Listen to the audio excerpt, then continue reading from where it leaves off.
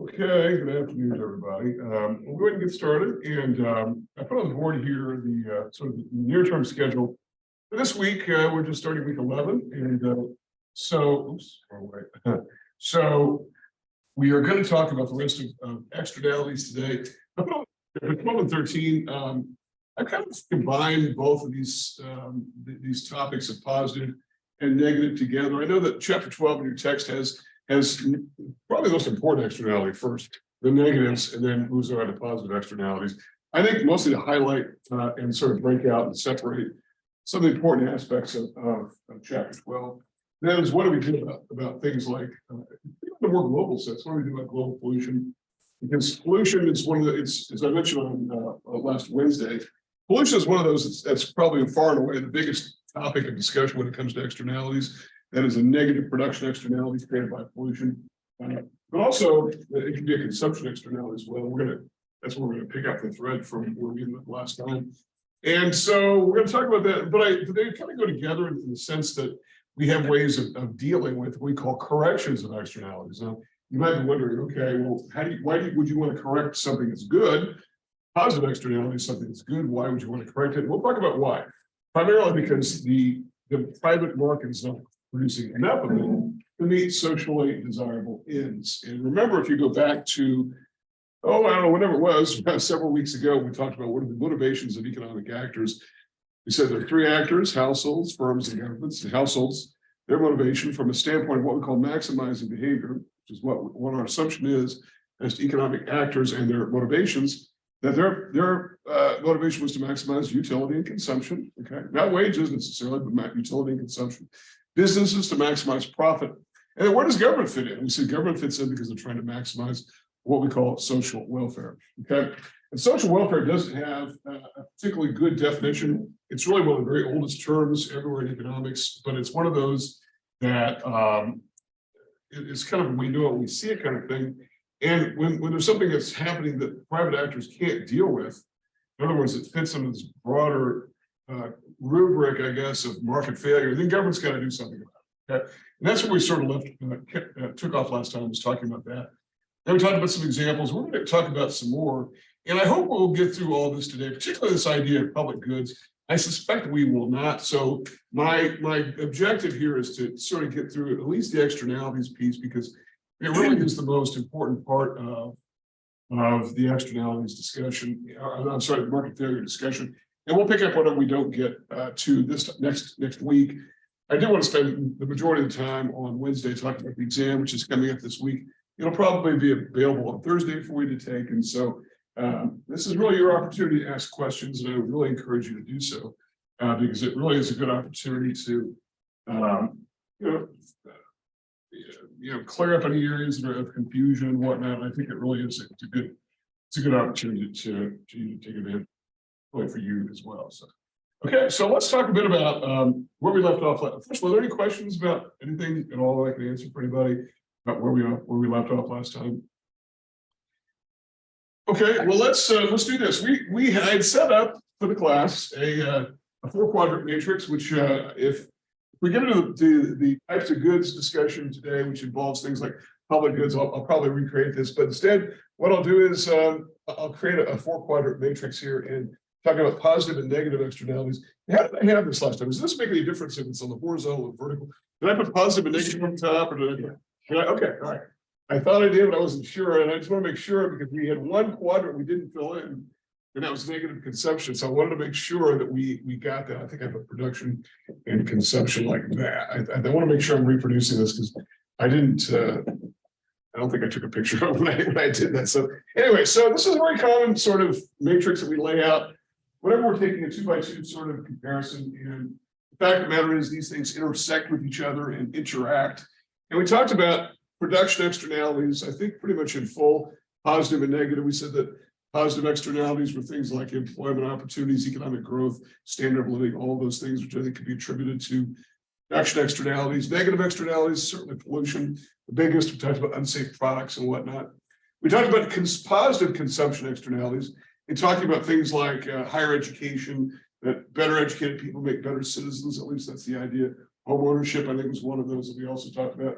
and vaccinations, which didn't used to be controversial. I can tell you, I've been doing this a while. We always talked about vaccinations as being a positive consumption externality, in that if we got vaccinated for something, we didn't get sick, but we also prevented others from getting sick around us. And so we basically covered these three here. And I know vaccinations have become a little more politically charged since COVID. So, and I don't know that I really want to weigh into that so much. I mean, if for anybody, if you don't believe vaccinations are right for you, it's a free country. You don't have to get vaccinated. Nobody's going to drag you off to get vaccinated, I don't think. So, okay, so what about the final one? Negative consumption externalities. We're simply talking about examples of what these are. What might be an example of something consumers do that create negative externalities? And so, anybody have any ideas on this?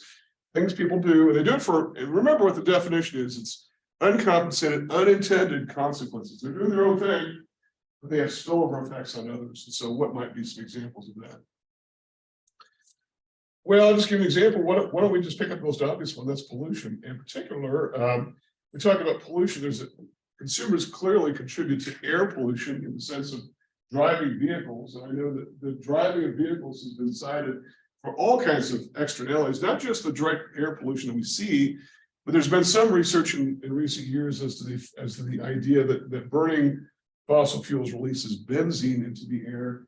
Benzene is a known carcinogen. So there's a theory that looks pretty good to me. I'm not a medical expert, but the data correlate pretty strongly that because of the rise of benzene production, it's sort of parallel to the rise of various cancers that we've had.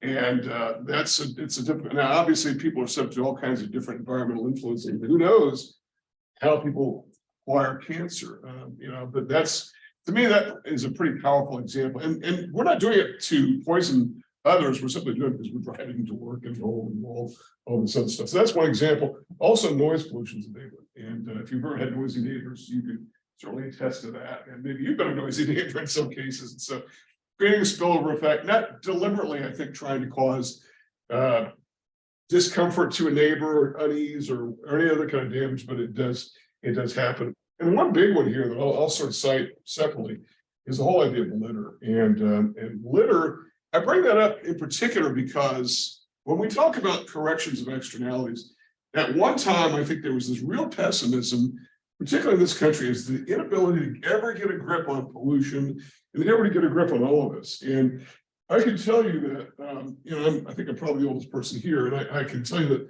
cities were once way dirtier than what they are today. And there was a concerted effort made, I think in the 1970s, to say, to really discourage people from throwing things on the ground, throwing cigarette butts on the ground, throwing hot cans or any kind of litter. Today, if you do, you look kind of shady, don't you? If you throw something out the window in a car or whatnot. But that was pretty common at one time for people to kind of do that, throwing bottles and cans and everything out of cars. And I think that was always, but this has really come down quite a lot. And of course, there have been efforts on the part of states and local governments to try to deal with that. And I mention this because this is one area where I think there's some room for optimism that we can tackle some of these things if we as a society want to. And oftentimes they involve government leadership. And I think that's really something that was sometimes missing prior to that point in time. I was looking, I saw a movie, I saw a French Connection not too long ago, old movie from the early 70s, and it was set in New York City, and it was just filthy. New York City was it just looked like an awful place to be. And I remember New York City in the 70s was pretty awful in terms of being dirty. And I know it's not the cleanest place in the world even today, even the best of cases. But I just remember, I think, God, it was really kind of nasty and filthy, at one time. And it's much different now. I'm talking about just junk lying around, in the gutter and in the street and all that. So you get the idea. These are consumption externalities that are negative in nature. So that would be one. Another one that we could talk about. I know we come back to this a lot in our Econ 1110. It's a survey course. Criminal behavior. And here we want to make clear that there are third-party effects of criminal behavior that go over and above just the idea of perpetrator and victim. Remember, perpetrator and victim are parties to the event. Okay, so externalities involve third parties who are not parties to the event. So if you think about this, there's been lots and lots and lots of work among economists, particularly the noteworthy, really groundbreaking work of economist named Gary Becker, who talked about this idea of criminal conduct and what it does to society. It means that we as society have to devote so much resources to doing what? Detecting, arresting, prosecuting, incarcerating, monitoring, putting people through probation and or parole, and all this follow, all this mechanism of law enforcement that wouldn't need to be there if people simply didn't violate the law. And it's a gigantic number in our society. Now you could say, well, yes, but that employs people, it employs judges and prosecutors and all that. Well, that's true, but if you think about the fact, remember, we're talking about opportunity costs here in the sense that, yes, if you're a judge or if you're a lawyer who does mostly criminal law, maybe those talents can be freed up doing something else as opposed to simply representing people who simply can't conduct themselves accordingly. And Becker recommends, by the way, economic penalties on people who perpetrate crimes, which I think is interesting. Now you might think, okay, well, as an economist, of course, he'd come up with the economic solution. What would you expect him to do, right?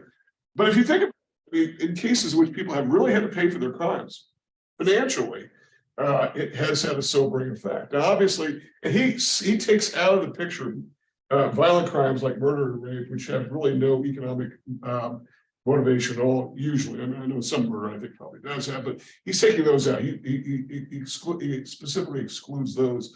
But just in talking, just adding up the entire amount of that, and to the point where if you're really interested, I could, if you're into criminology and whatnot, I can point you to his paper. But he goes into excruciating detail about just all the time it takes people for society to deal with locking people up, even just locking people up, all the effort that can be channeled elsewhere. And if we have 2 million people in our society who are behind bars, that's one aspect there. So this is a spillover onto society in general, not just the two-party relationship of perpetrator and victim. It's just over and above that. So I think it's an important area. And look, we've been talking about criminal behavior in our society forever, and we don't seem to have cracked the code at all.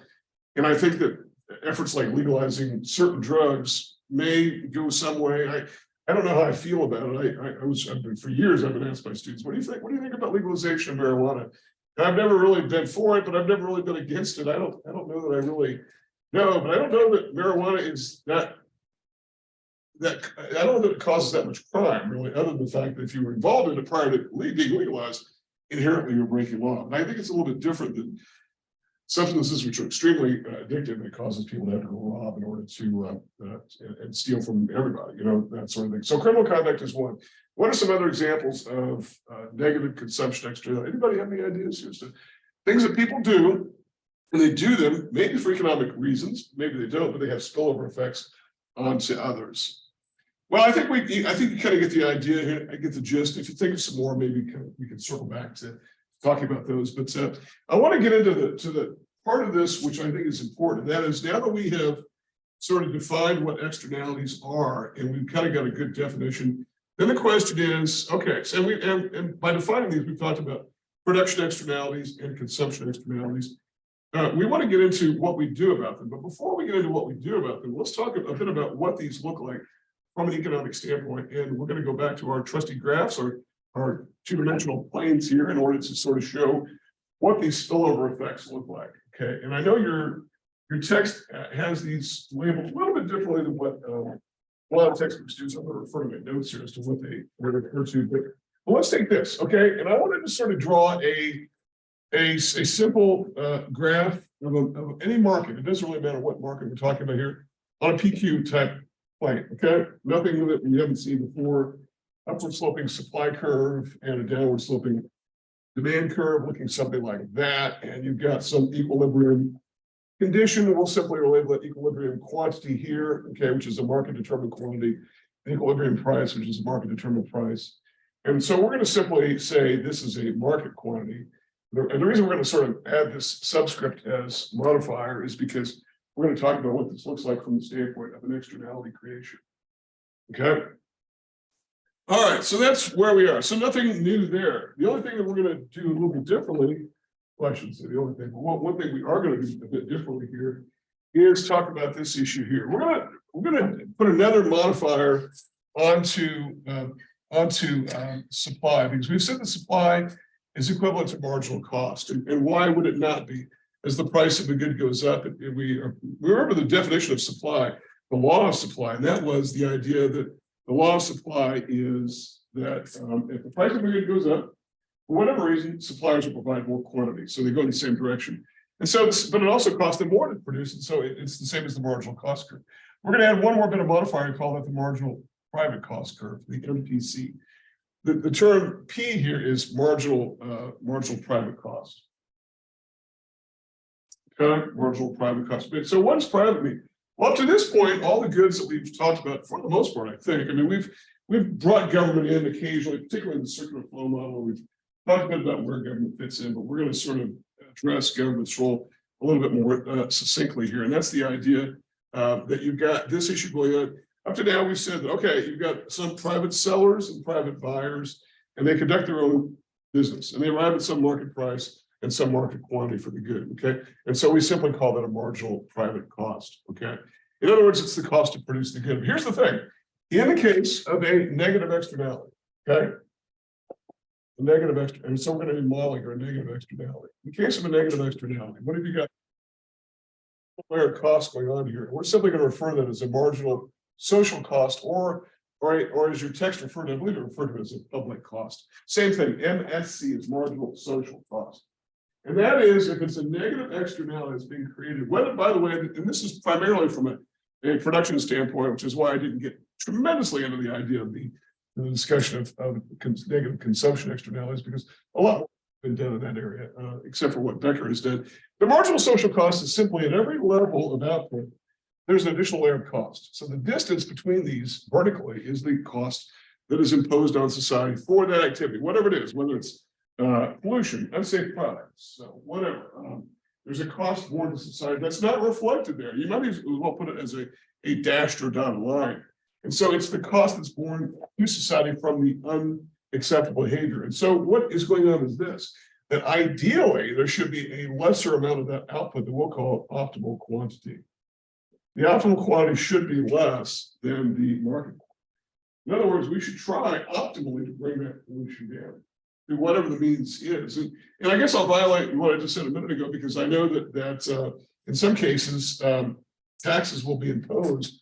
And I know that one of the University of Chicago economists named Steve Levitt, who published a work about 25 years ago called Freakonomics, which was on the New York Times bestseller list forever. And it was an economist's presentation to non-economists, which was very, very easy to read. But he talked about the fact that if we wanted to cut out pollution from cars, we could simply raise the price of a gallon of gas by taxing it. We could raise the tax. I think he ended up somewhere around $9 per gallon. That would be the price of a gallon of gas. Now, if you drive in Europe or Japan or whatever, it's pretty close to, I think in Europe they measure it in liters. So it's a little bit, you're trying to make the math in your head. It's to do the math, well, first of all, you got a metric system, then you got to convert that. I mean, it's hard. But $9 per gallon, I think that would be, what was the problem with $9 per gallon? Nobody wants to pay that. And most people would say, we just want to live with that particular thing. So as a result of this, but if you did do that, though, you would arrive at a price which is optimal, whatever that is. And so when we talk about solutions to this, what are we really saying here? Is that we're saying that we can impose a tax right there, okay? And we could reduce the amount of the output in the economy, that's the offending output. And we could raise the price of the good. Now, by the way, the question is then, who pays the tax? And I know that's always a question. And we talked a bit earlier in the class about something called tax incidence. And what was that about? It was about the idea that whenever there's a tax on a transaction, the question is who pays the tax? And I know that if it's a sales tax or like an excise tax, if it's an excise tax, people tend to think immediately that it's the buyer that pays it. And sometimes it is. But an excise tax is, I mean, sometimes we call it, I think in class we said that sometimes they're known as sin taxes, that is goods which, are easy to tax because people, think there's some sort of stigma attached to them, like smoking or alcohol or whatever. And I term is it's a little bit outdated, I think, in a lot of ways. Particularly when you include gasoline. Gasoline is not exactly sinful, but well, I guess it depends on who you ask, but it's the idea of taxing the good. And people would think, okay, well, it's got to be the consumer because we pay the tax. Well, yes, that's true, but there are cases in which, remember, sellers can pay all or some of the tax. Remember the example we gave was that sometimes you see, like, particularly during poor economic times, you see this a lot. We saw it during the last recession, particularly sellers of big ticket items like furniture and things like motorcycles and jet skis and cars, maybe. With us, they'll say, we'll pay your sales tax. And I always thought, well, that's kind of a come on, maybe that's real, maybe that's not. Well, the only way to know sure is to say, okay, what if you didn't pay my sales tax? What would the price be? Now, that might require some fancy dancing on their part, but that would tell you for sure whether or not they do. And they might do it by simply lowering the price of the goods. So in the case of the seller tax, when the seller pays all the tax, they would just simply charge this price and pay the tax themselves. Or if it all goes to the buyer will pay the full price, which includes 100% of the tax. So it can be divided. What's the main issue here is the price elasticity of demand. If it's very inelastic, then the buyer is going to pay most of the tax. So this is why, and we talked about this early on, it's sort of the politics of taxation, particularly at the state level, where sellers don't want to pay the tax on goods ever. Why would they? I mean, why would anybody want to pay any tax? But to the extent that sellers are a little bit more cohesive, band together and say, we don't want to pay the tax on this, push it off on buyers, and particularly on goods which have a fairly inelastic demand curve. Remember, inelastic means unresponsive or relatively less responsive to price changes. And so taxes on liquor is a natural attraction because it's an addictive substance, as is tobacco, an addictive substance. Gasoline is also, but it's nothing that's addictive, but I know we've heard the term addicted because Americans are addicted to gas or whatever, but it's not that we're addicted, it's just that we have to have it because there's no viable substitute. So those are goods which sort of attract taxation. So it doesn't, for our purposes, it doesn't really matter as long as someone pays the tax and we reduce the presence of the externality. And by the way, I know that there's been some cynicism on the part of some about things like cigarette taxes. I know in the 90s, the Clinton administration went after the tobacco companies just with the full force of the federal government. The tobacco companies really didn't see what was coming. And if they did, well, this is now doomsday that we've been fearing for a long time because the government just went after them with a gigantic lawsuit that the government filed. And so and all the states jumped in. Once the states were like sharks, they saw blood in the water, they jumped in. So state attorneys general, and they made this gigantic settlement with tobacco companies paying a certain amount. And there was this big tobacco settlement that went around for years and years and years. States were all sort of feeding at the trough there. And it was because of the fact that there's no question about the fact that cigarettes are dangerous. They're a dangerous product. At the time, you had people saying, or it's the only product that will kill you if you use it exactly as intended. Not using it incorrectly, like using a table saw incorrectly, but using the tobacco exactly as expected could kill you. So a gigantic amount of, and that was just simply a one-time sort of situation. But it was enough of a shock to the tobacco industry that and Philip Morris ended up changing their name, the company even, to try to make themselves a little bit more palatable in the public eye. Because they're still as Philip Morris around the world. I mean, they were banned from advertising. They can't sponsor NASCAR. The Winston Cup is no longer. I mean, all these kind of things that they really went after them. And so there are cases in which government does go after a particular industry, despite how cohesive the industry is. And in this case, the industry really made a number of PR mistakes because they were hauled before Congress. Every single tobacco chairman stood up, raised their right hand, and swore under oath that tobacco is not dangerous, which everybody knew was absolute rubbish, I think is the word that you might use. And so anybody says, I mean, doctors have known forever that tobacco is dangerous. So you get the idea that sometimes these can be imposed on the seller itself, not just on buyers. Even though we think of most goods as being a tax, if it's an additional tax levied on buyers. And so as a result, sometimes these can be divided up. But for our purposes, it really doesn't matter. So we call this a correction for externality. This kind of tax, we're going to refer to this kind of tax as what's known as a Pigovian tax. Pigovian tax. And this is Pigovian.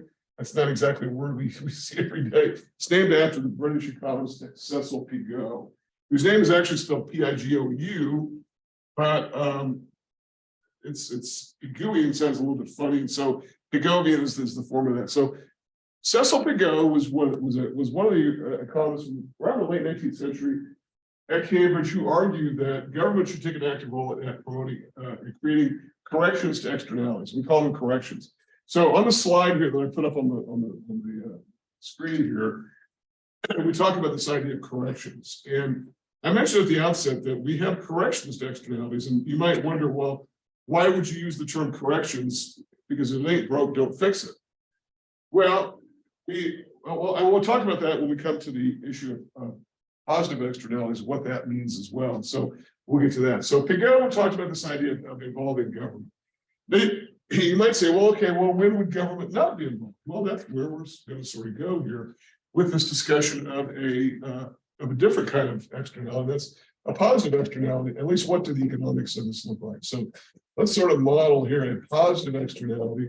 What that looks like, just simply from this basic PQ plane, and I'll swivel the camera over so that people watching on the video can see that. And all these slides.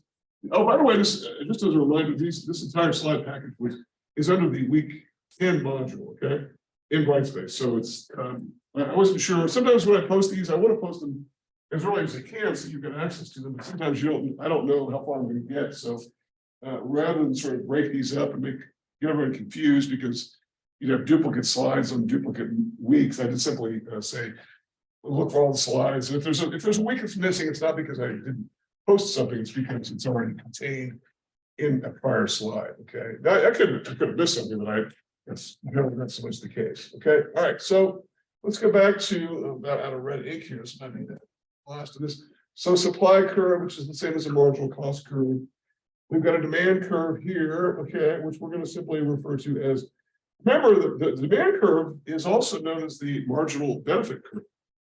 Now, when it comes to consumers, we had an entire chapter, I believe it's chapter 6, that refers to utility, where we say, okay, maximizing behavior. What do we say that consumers, ordinary households are out to maximize? We said they're out to maximize utility and consumption. Utility is simply, and I don't mean about electric utilities, I mean, it's the economic term that talks about the benefit or the satisfaction that somebody gets from consuming a good. So we're going to say that there's a marginal benefit curve here. Now, it's not just consumers get marginal benefit, because we know that demand for goods and services is not confined just to households.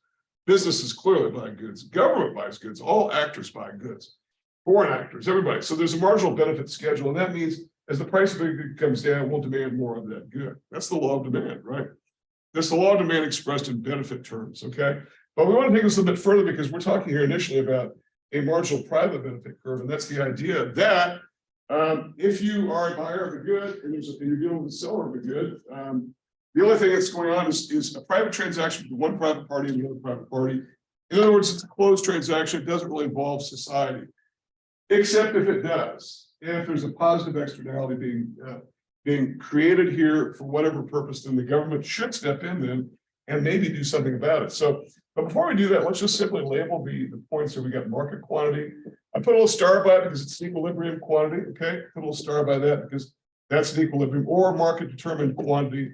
Well, what about the case of a positive externality? And this is obviously a much happier thing to talk about than negative externalities. I know it seems like this entire discussion in chapter 12 and 13 is mostly about negative, which is why we've sort of broken out, or why the authors broke out chapter 12 separately.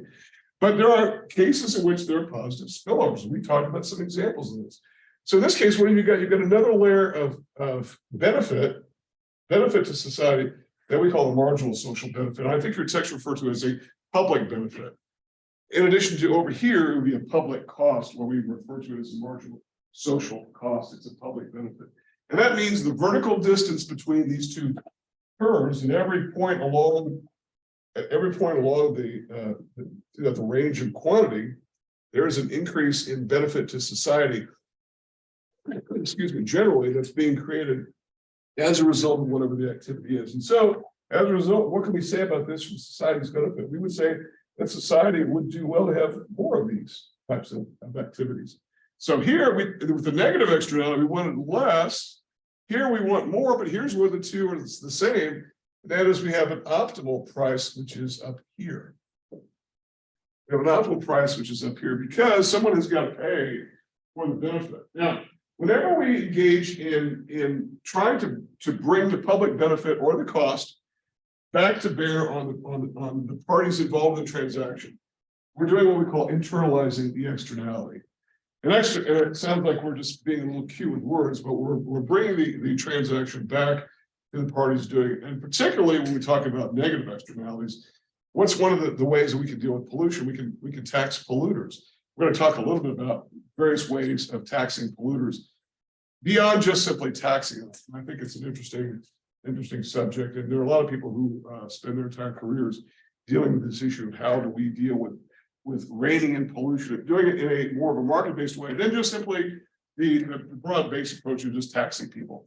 A lot of people think taxing is just simply a brute force sort of hammering hammering it in with with a giant club, and all you need is just to tap something, and so as a result, maybe it's heavy-handed. Okay, so we'll come back to that issue, but let's come back to this positive externality. Okay, what if the solution is a governmental solution, and we can get government involved by providing what's called a subsidy? A subsidy is simply a negative tax; it goes the other direction, and we'll call that a Pigovian subsidy. I didn't leave myself much room here.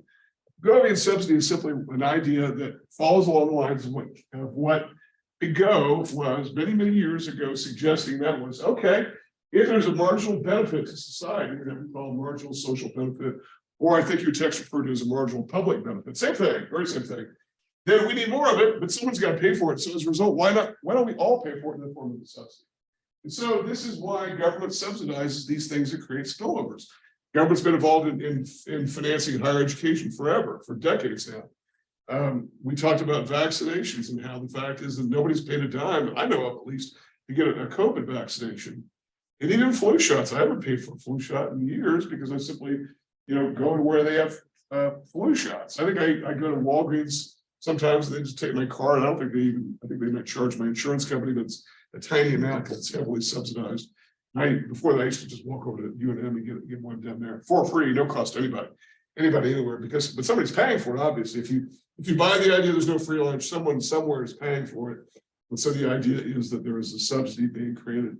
And by the way, as to that last subject, I don't want to get too far off the reservation, but I know that sometimes when we talk about the term, there is no free lunch, it's a famous economic saying. I don't even know that I agree with that, because there are free ridership everywhere in our society. So if I walk over to UNM to get a flu shot, I'm really a free rider. It costs me nothing.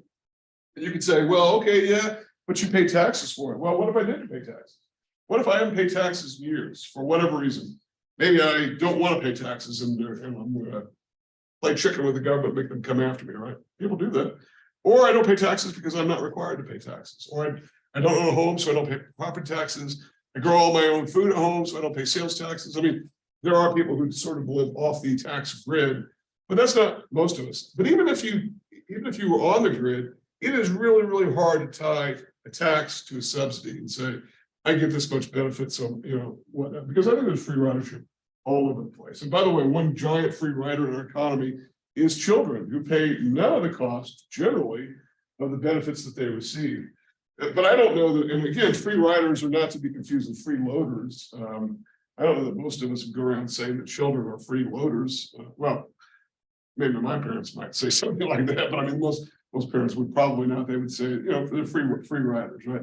So anyway, subsidy is one way to correct it. Now, again, when we talk about corrections, I just want to reiterate this: we're internalizing the externality, but we're doing it in a sense that we're bringing to bear the society's subsidy in order to create more of it. And again, the subsidy can be direct to the seller, it can be direct to the buyer. It doesn't matter, because we've seen it happen both ways. When it comes to things like healthcare, government directly subsidizes healthcare providers, because doctors can bill Medicare directly.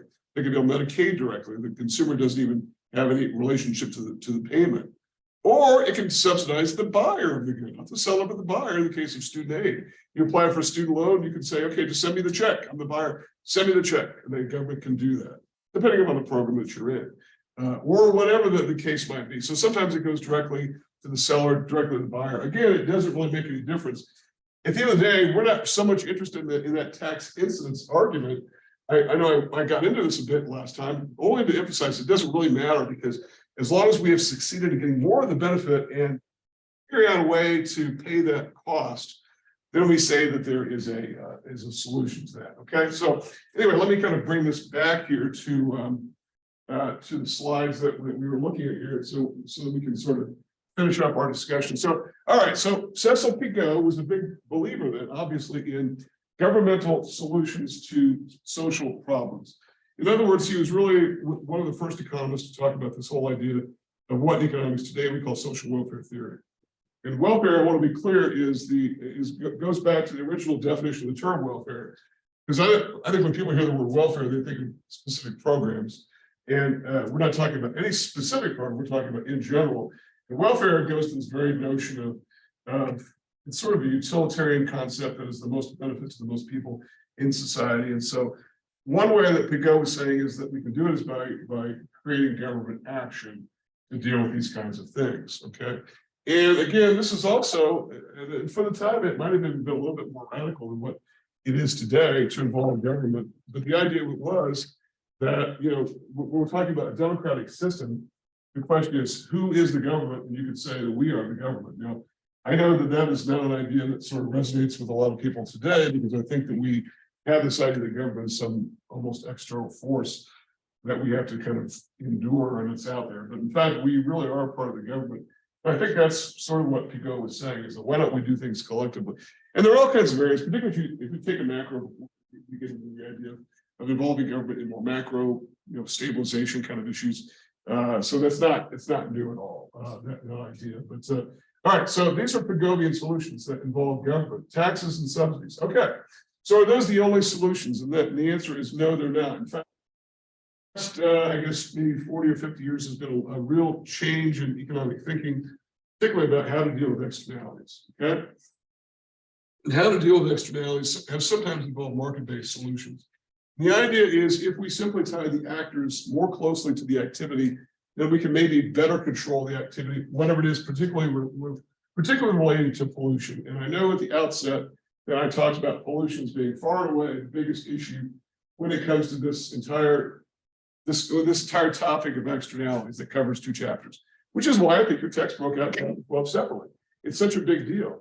So there are a number of different ways by which we can enforce it. Number one is, and these are market-based solutions, the creation of what are called marketable pollution permits. And the system is known more informally as cap and trade. Now, you might have heard this, if you follow politics, you might have heard this term cap and trade. Maybe you haven't heard it, but it's been around for a long time. And initially it started out as economists, microeconomists, who weighed in on were sort of taxed by government to say, okay, look, taxes are too blunt of an instrument, right? It's killing an ant with an elephant gun, sort of metaphor, right? It's too big of an instrument.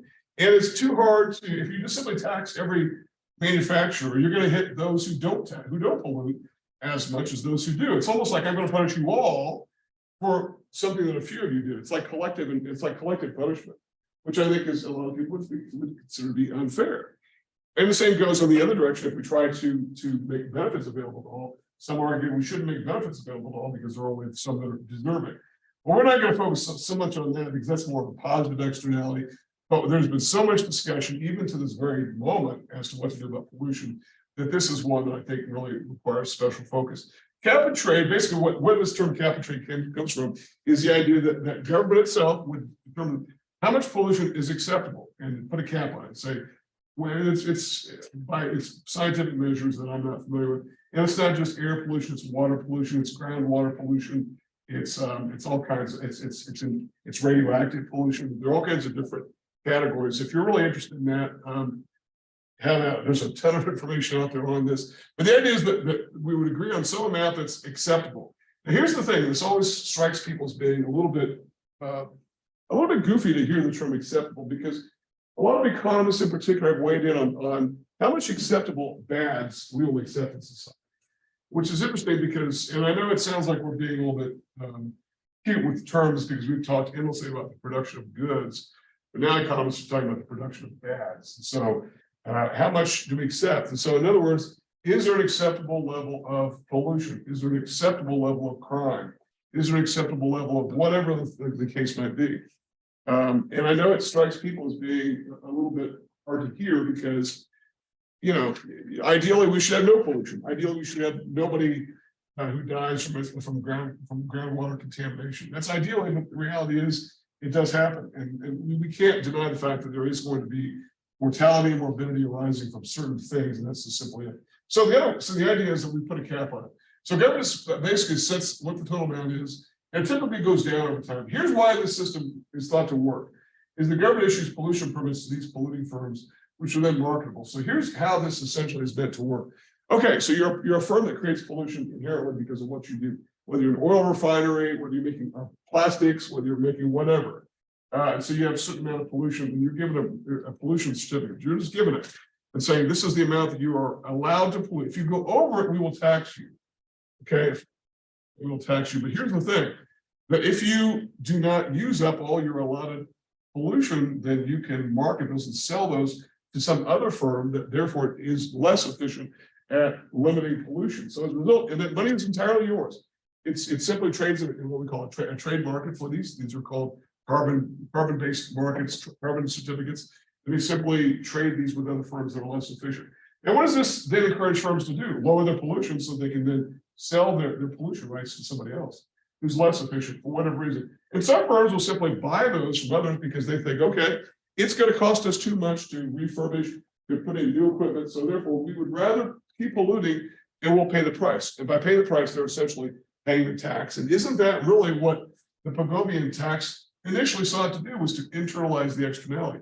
You're a worse polluter than somebody else, you pay more for it. Well, that achieves that social end to that extent. But everyone's incentivized to lower their own emissions because they can trade it with others.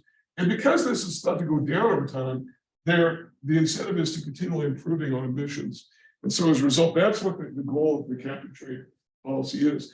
Now, I know that this was very popular, particularly in conservative political circles in a lot of years. And of course, conservatives in politics have long had a problem with taxes in general, because they sort of feel like it hits everyone equally and unfairly. Like the idea of market-based solutions, because they sort of even the whole idea of involving markets can do no wrong, and maybe I'm overstating the case. And so when President Obama came in, who was not a conservative, he thought he adopted the cap and trade policy, and then it would look like there was going to be more of this that was going to be expanded throughout the economy. And the conservatives in Congress pulled a bait and switch and said, "Oh, now we're against it." So I know President Obama was very frustrated by this. It was done for political purposes. And this is what's very frustrating to economists, is when politicians get involved in doing things that have no particular result, even when it doesn't really advantage them politically. They do things that just don't make sense from an economic standpoint or from a public benefit standpoint. And, everyone's got a problem with Washington. There's probably nobody here who thinks that Washington is perfect, but that's an example of that. Is the result that you got a conservative and a more or less progressive or liberal. I know liberals really like to call themselves that, or progressives, agreeing really essentially on the same idea. Let's internalize these externalities by having this cap and trade policy, and then the switch got pulled. So bait and switch, and so that was a bit of a difficulty there. Okay, all right, that's one market-based solution. So the second one is simply to better enforce property rights. Now, this is a little bit more abstract, and I'll talk about something that goes to what is called the Coase theorem, and it's pronounced Coase. So it's based upon the work of the economist Ron Coase, who actually won the Nobel Prize for this particular work. And Coase is an interesting character. He was around an extremely long time. He just died a few years ago, and his major work was first published in the 1930s. 1930s, during the Great Depression. That's how long he was around. And I think he published his last paper when he was like 98. So there's hope for all of us if we just eat our vegetables and exercise and whatnot. So he was still working, still producing. But when I say work goes back to the 1930s, this is how long he's been around. And in fact, he wrote some major work called The Theory of the Firm, which today sounds like a fairly basic topic, but there was a lot of questioning as to whether capitalism was going to work after all in the Great Depression. Maybe capitalism is not going to work. And so some countries adopted the solution, okay, it's not going to work, and we'll have dictatorships. Said, well, let's try to work through it and make capitalism work. And I think that's what Coase's main idea is. Let's make the system work rather than simply replacing it only with government solutions. And obviously, dictatorships are clearly governmental solutions, to put it mildly. So what Coase talked about was this idea of developing property rights. And the idea is that if there's an externality created, it's usually between private party and private party. Even if the bystander is simply the one who is many in nature. Okay, there are many in nature. So here's the thing. Let me just give you an example of how. And by the way, Coase used.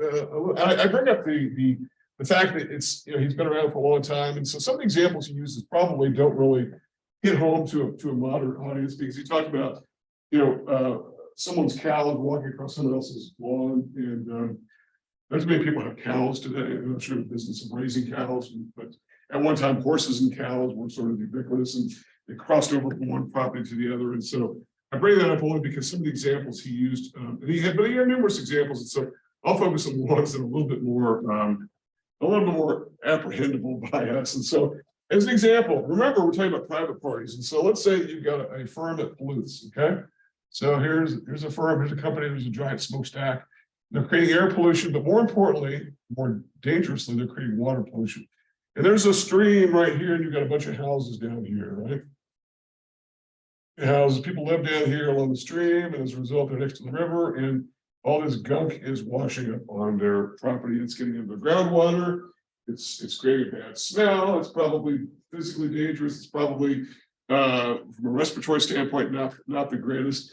So all this pollution, and we know where it's coming from. If you know where it's coming from, that's one big issue. Do you know where it's coming from? And I know that we talked about this glyphosate issue last week. We talked about the Roundup. Part of the problem that the plaintiffs in the Roundup case were talking about was, remember, Roundup is a pesticide, was that they couldn't always tell where it came from. Who do I go after when I don't know who it came from? Who's using Roundup? And suddenly, we've got illness and disease and whatnot. We've got all this kind of things. Well, here you have to be able to identify the parties. That's one of the issues. And furthermore, one of the assumptions, if you look on the slide, was that both parties have to be rational and realize that negative spillovers occur. Okay. In other words, these people here are complete bystanders. Maybe they don't even buy the product that the firm makes. Maybe they don't work there. Maybe they have no connection to it. We'll just make the assumption that they're complete bystanders. So that's one assumption, is that you know who did it, who created the externality, you know who's receiving the externality, bystander, right? And that both parties recognize that something has happened. But here's the thing, and it works. And when we make these assumptions, I guess one of the maybe shortcomings, if that's the word I want to use, is that we've got to make an assumption that parties are willing to reach an agreement. In other words, and this sometimes is not always a workable assumption, is that both parties are rational. And I say both, we could have 40 or 50 different plaintiffs, or 500 or 5,000 different plaintiffs if they go to court, for instance. In other words, lots of injured parties and one offending party, right? But you've got to assume that everyone is rational. Now, that may not be the case so much, because particularly when you get a lot of people involved in something, almost nobody's going to agree on things.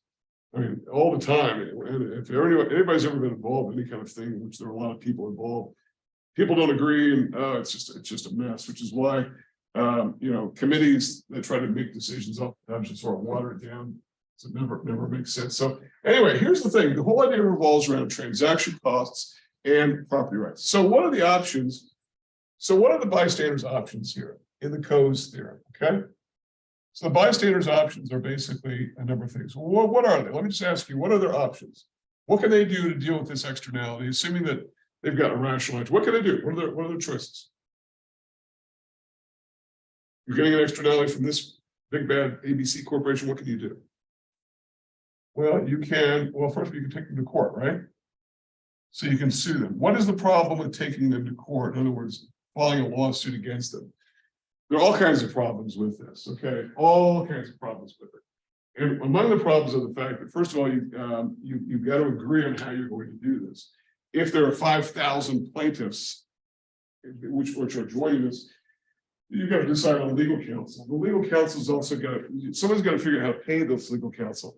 This is not Hurt Call Burt when they pay 6 months down the road once they've recovered. These are lawyers that have to be paid periodically, because this thing could take years.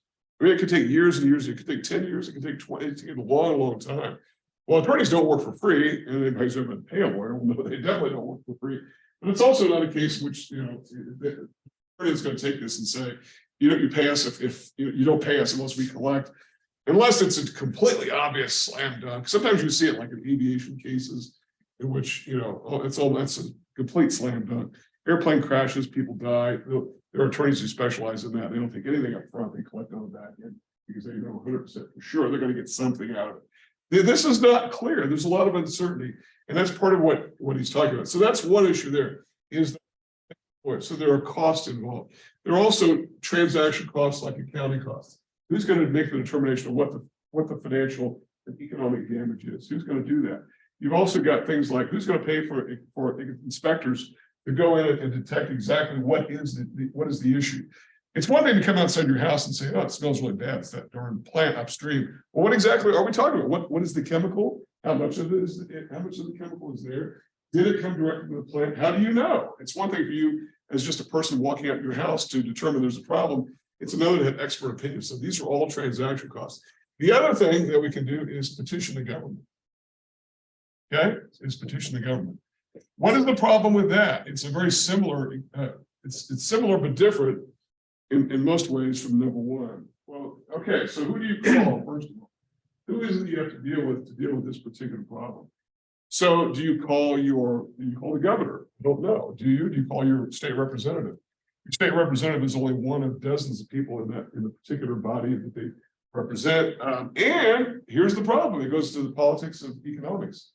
Again, I mentioned day one of class that we can't pull economics and politics apart. And that is, think about this. You've got 5,000 people here who may or may not vote for that politician. And maybe will gives lots of money to that political campaign. It's always the campaign that they give money to, right? So as a result, who has a bigger voice? This is a problem. In the sense that ordinary people sometimes feel, and they're probably right, that they don't really have a voice compared to the giant amount that's given by corporations to politicians.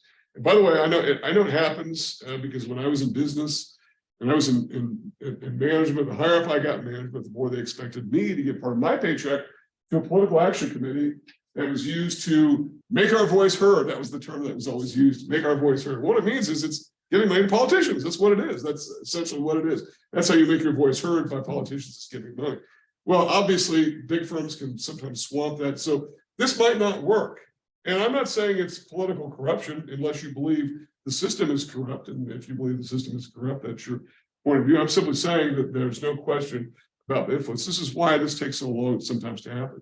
It could be the government does nothing at all. And even if you petition the government, they may do nothing at all. And it's a very frustrating thing. I know that we have this idea in America that we can simply call our congressperson. And sometimes that works. Sometimes that does work, actually. And particularly if it's something that's very easy to do. They can oftentimes, my Social Security check, I'm getting hung up on my Social Security or my Social Security disability, my SSDI. Can you help me? Oftentimes they're very good at trying to help you with something like that. That's an easy one. This is a hard one. This is a really hard one. They may not be able to help you at all. And by the way, good luck getting any elected official to call you back unless they know who you are. It just doesn't. It's difficult. Petitioning the government is difficult. So what's the solution? The solution is bargaining, and it's done out of court. So, by the way, Coase taught in the law school at the University of Chicago, not in the Department of Econ, even though he's an economist. And so, and the reason why is because the idea is that they should reach a settlement. So the last option is what he refers to, and that is a negotiated settlement. And by a negotiated settlement, there's got to be something in it for both sides to reach a settlement. In other words, there's got to be a benefit. One benefit is both sides save in terms of what we call transaction costs. That's really one of the key factors when it comes to the Coase theorem, is this idea. The bottom line here, if transaction costs are low. Now, by the way, the criticisms of the Coase theorem is that, well, that's a big if, that's why I underline, if transaction costs are low, because the longer this thing goes on and there's no settlement, then the transaction costs are going to go up. And eventually, the homeowners are going to say, look, we've got nothing left to lose. We might as well hang in there forever. We've since moved, by the way. We've got a new house somewhere else. The house is still sitting there. So we've got nothing left to lose. We might as well just keep on going. We'll pay a lawyer. We'll pay lawyers. We'll get together and do all these costs, litigation, legal costs, accounting costs, expert opinion, all these kind of things go up. And so as a result, but they're also, these guys have to pay for the same thing. They have to pay for lawyers and accountants and inspectors and all this. So if the idea is that they both go back to this theory, this assumption that both parties will recognize that it's an externality. In other words, the polluter is not saying, hey, pollution, what pollution? Now, have some creators of externality said that? Yes. So in the case of the tobacco settlement, I don't think it would have happened without government. And one reason why is because you had CEOs of tobacco companies under oath saying that cigarettes weren't damaging. Well, that doesn't sound very rational. It certainly doesn't sound like they're willing to reach an agreement, which is why the government had to step in here, because the Coase theorem does not apply if parties are not rational or not willing to reach an agreement. And the tobacco companies, I think, probably one of those case studies of what not to do in terms of reaching an agreement, because it went really, really badly for the tobacco companies. And they didn't look good because everybody knows that cigarettes are dangerous. You know, it's not that I'm personally on some sort of mission about cigarettes. I'm simply saying It's just a fact. And standing before Congress, raising your hand, and under oath saying it's not dangerous, does not review you in public. And so the result, things were already going against them. So the idea is here, let's solve this quickly. Let's do it behind closed doors. Let's get it solved. We'll correct the externality. And by the way, if you wonder if this is just a theorem that is just simply academic in nature, a lot of companies believe this today. A lot of companies believe it. And by the fact that Coase taught in law school was sort of an effort to encourage lawyers and potential lawyers, would-be lawyers, to say, look, sometimes reaching settlement is better than going on and on and on and on and on. The quicker you can resolve it, you bring the costs down and you eventually resolve the matter. And particularly if both parties understand there's a matter to solve. But I can tell you that my experience in the business world is that whenever we were party to something that we did wrong, we knew we were wrong. We knew we were wrong. We worked to settle it quickly, behind closed doors. Here's the settlement, here's a check, whatever. We had a document in our standard loan agreement that had a provision that was error, and the person who wrote it wasn't even an attorney. So that's another problem, is to have attorneys write legal documents. And somebody found it. Because it did go to litigation, somewhere found it and said, you can't even enforce this clause, it's illegal. I think at the time it was written, it was not illegal, but subsequently it became illegal. So as a result, we reached a settlement with a bunch of people. And we waived that particular requirement, and we didn't end up losing a lot of money, but we probably would have had we fought that and gone on and on and on, because sometimes if you fight something where you're wrong, you're not going to win. So that's the idea. And the whole idea is that private parties should be able to look it out. And the key issue here is without the intervention of government, okay, including the courts. Okay, so that's what Coase is all about. And again, there are numerous other examples he talks about. It's not just a cow walking across someone's front yard. It's also things like one example is if somebody, if you have a nice view of the mountains, and somebody puts up a house that blocks your view of the mountains, well, then you have an externality. So how do you resolve that with the party that did that? And that's an important question, because the person building a house has the right to do that. But do they have the right to obstruct your view? That's another question. So there are all kinds of examples. And he would, in that case, say you have a case. The externalities isn't obvious, and nor was the damage. And by the way, how do you quantify the damage? You got to be able to quantify it in order to reach any kind of settlement, right? Where's the damage? Because you can't see the mountains, right? Okay, so questions about Coase and what he's all about? Okay. The BP oil spill that happened. Yeah. Did they do the responsible? I don't know what has gone on with that. I think that's still going on, and I think that first of all, they created so many problems with that spill. They did just take a lot out, but the communities down there are still. I think it's still going on. It hasn't been Is it a trust or something? I don't know exactly how they did that part, but I do know they did have a major pay out that they did. I actually used to live in that area where a lot of that happened, the Gulf area. And it actually, there was a community that I specifically lived in that we were a seafood community, that there's no work out there anymore just because it was a seafood community and everyone did. So still. Yeah. Still, and to make matters even more complicated, you have other. It's not just BP. BP is the general contractor, so to speak, but you also had a company called Transocean, which did the drilling, and you also had a company called Halliburton, which did the installation of the There is that's true. They did say there was multiple. You had multiple actors. So you had multiple defendants, and you had Transocean was saying, "Hey, all we do is maintain rigs. That's it," you know. And then you had Halliburton saying, "Okay, all we did was sink the well. That's all we did." And so and BP is saying, "Yeah, well, all we're doing is buying it from you guys." That's to say, everyone was trying to pass the buck. The problem was that BP had by far and away the biggest pockets, the deepest pockets, and so BP was.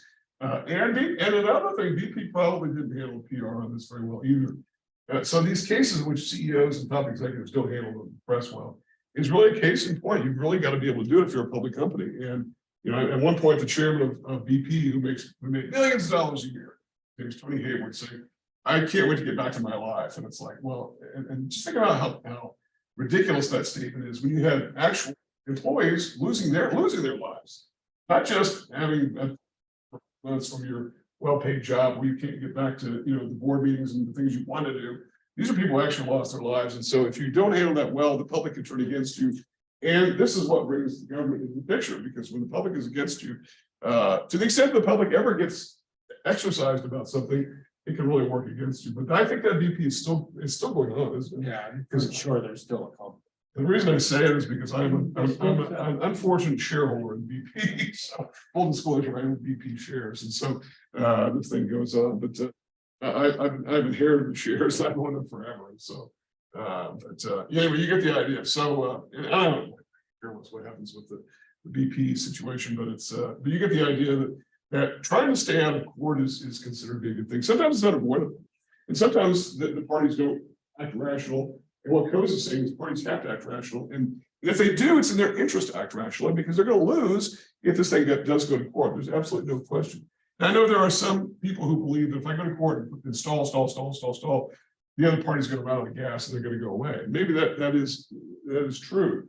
Maybe that's true, but if it's something really serious, they're probably not going to run out of gas, and they're probably not going. I mean, if people lose their houses, and they don't live there anymore, then they've got really nothing more to lose. They might as well just keep on going. That sort of thing. And if somebody has maybe a plane has crashed in the neighborhood, they took their house down, well, then obviously they've got an incentive to keep on going. So that's the idea of reaching settlements. And today, well, I know that I have no legal background. I know my mom was in the legal profession for years, and what she said was that there are entire books of data about what settlement costs, what settlement amounts ought to be given the specific variables.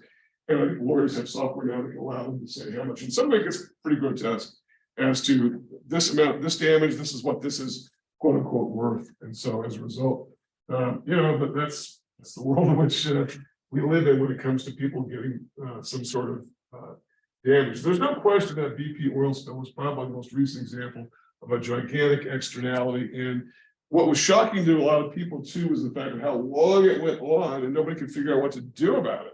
And the technology that was being used just looks sort of flimsy. I mean, they had like these little floating rafty things that would sort of try to fence in the pollution and just look like, really? It's like something your kids would have in a Holiday Inn pool or something. It didn't even look like it was anything that was very serious. So, okay, so questions about the Coase theorem, any questions about the governmental solutions, which are basically taxes and subsidies. So we presented really a few different ways of looking at this. And by the way, I've said this before, but one area that divides economists probably more than anything else from a very broad, general standpoint is where government is or should fit in to certain economic relationships. Some people view government as being overly intrusive. They're involved in this tantamount to interference. Others believe that government is essential. It's the only actor that can step in and do things. So I've given you both sorts of views here, and I think Coase is interesting, but I also know there are times in which government solution has got to be involved. So anyway, this is a lot of what we do in this class, is sort of throw out different ideas and letting people know these are unresolved issues still, even to this day. Okay. All right. Well, that's all I had. If there are no questions for me, I think that's it. So we come back on Wednesday. We will. Piece of business is to talk about the exam. So bring your questions. If you want to email and be here, feel free to do so. So I will see you all Wednesday.